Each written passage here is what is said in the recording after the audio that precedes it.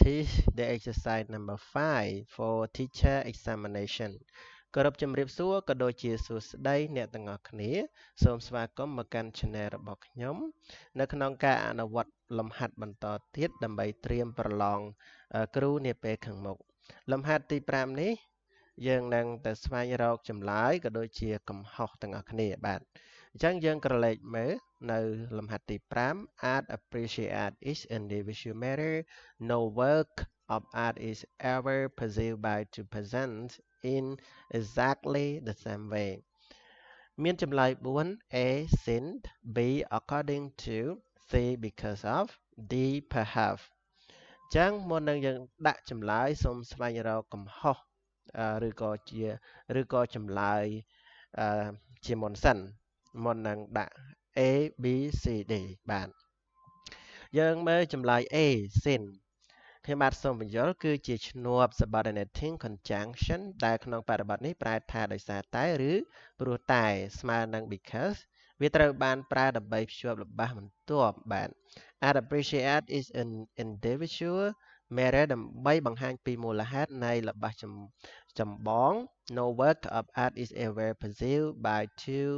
persons in exactly the same way លំហាត់សំទោសចម្លើយ B បាទ according to គឺជាធ្នាក់ preposition ដែលត្រូវតាមដោយ clear name noun phrase ដូចជា according to the article ជាដើមមិនមែនតាមដោយល្បះពេញលេញដែលមានប្រធាននិងកិរិយាសព្ទនោះទេបាទចម្លើយ C because of គឺជាកម្រងធ្នាក់ prepositional phrase ដែលត្រូវតាមដោយនាមឬ